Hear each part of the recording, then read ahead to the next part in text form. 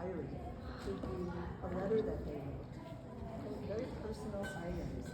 And what you do is you click on, you press one of those circles, and from the middle of the table, where there's an archive in itself, okay, that document is delivered right up to the window, okay, which is next to the person. You get like 15, 20 seconds to see that letter, and then it goes back automatically into the middle of the table. Okay, so this is the personal archives table, and the idea is for people to know who was the person behind the text that they wrote. Okay, whether it was a book or whether it was a diary. You can try it if you would like. Okay, press the button and you see that, okay, a document will come, it's lit up, it stays for a few seconds, okay, and then it goes back. You try it? You want to try it? This is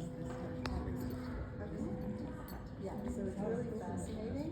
This is the personal archive table, so they have different letters, handwritten letters that are being preserved, and this technology only exists in Israel. So Chazon Ish to his student, so that's one of the letters. Rabbi Eliezer Deutsch, let's see, Rav Avraham Yitzchak Cohen HaKook. Okay, let's click that.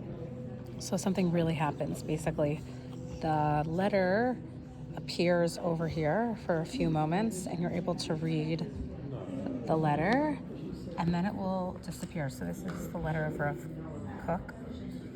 See his signature, his emblem, and then you see also there, and then you see it disappearing.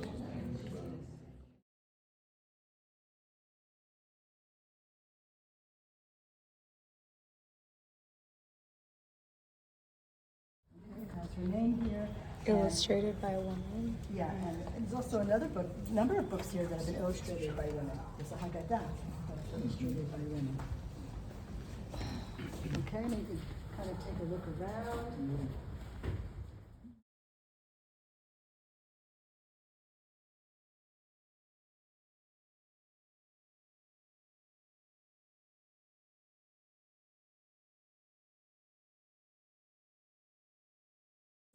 YouTube? Okay.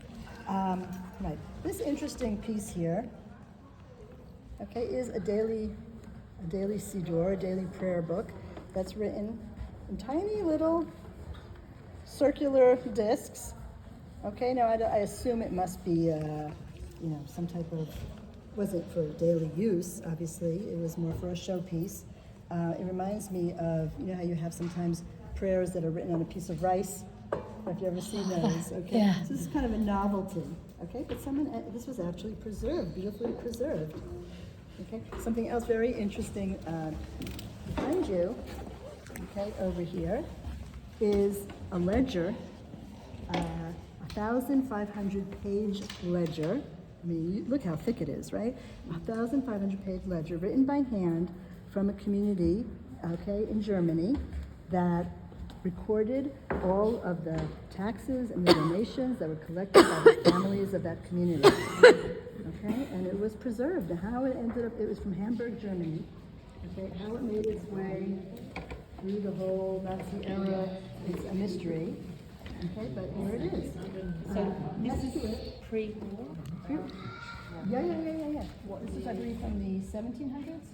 Oh, yeah. This book also is beautifully written. This is a son's writing of his father's history, where his family came from, and also from the customs of the community that he lived in. Okay, and this is passed down from generation to generation. This is actually older. I believe it's from the 15th century. Okay, so this is definitely not printed. Okay, handwritten. Wow. A lot of patience. Okay, so this is a Tanakh from 1491 Spain, and then you see the same Tanakh printed on cow's hide, and this is 1494 in Portugal. So right after the Spanish expulsion, they went to Portugal and they printed the same Tanakh in Portugal. The library also has pieces of art by famous Israeli artists that also have the theme of books and texts. And we'll understand after the explanation why this art installation is here. So, this art installation is a Bezalel trained sculptor. His name is Micha Omen. Okay, he's an older man already, but his story actually starts before he was born. Okay, in 1933 in Germany.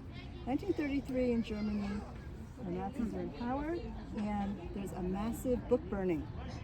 Okay, in Berlin, hundreds of thousands of books are burned, and Nazis actually speak at that book burning, and they say that from now on, there's no need for books and intellectualism, okay, and the written text. Okay, what they need now is character, okay, is a new German character.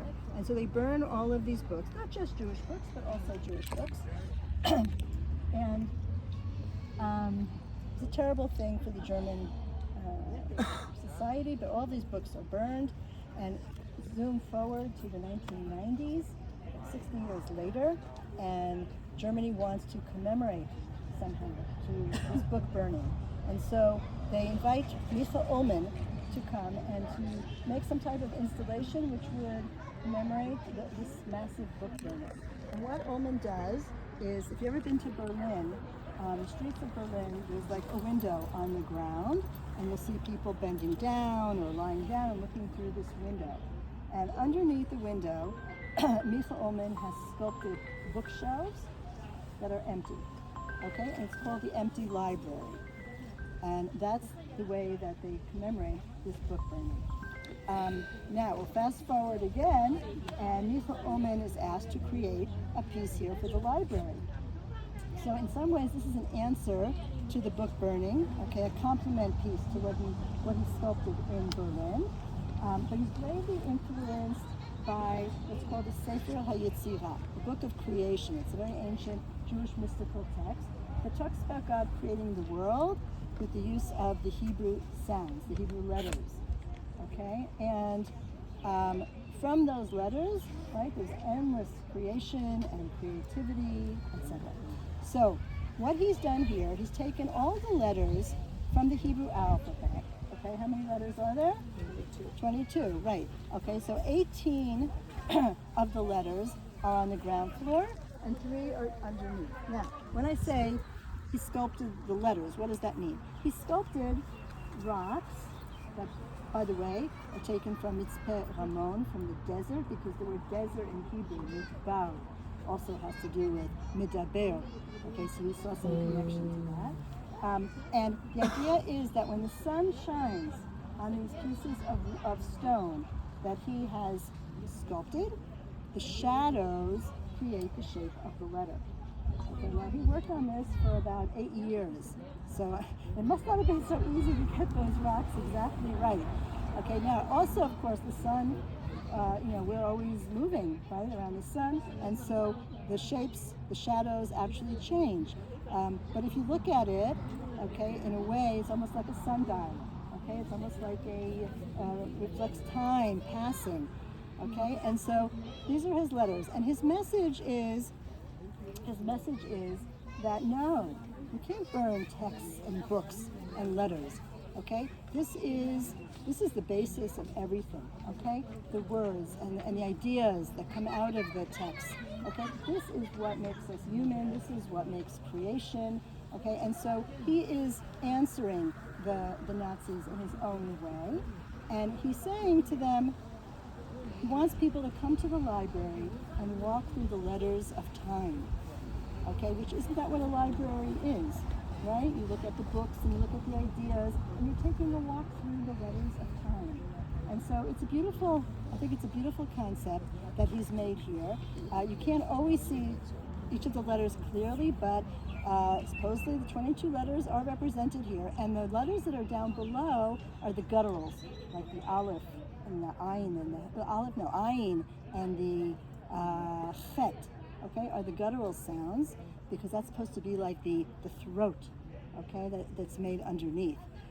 anyway, you can listen to, if you go on YouTube, there's a whole hour discussion with him, with a university professor as well, analyzing and giving more information. You can really go into depth here, but this is his work, and I think it complements, it's very fitting for the library, as I said, okay? Because that's exactly what the library is, okay? It's a walk through history with the use of letters and texts and books.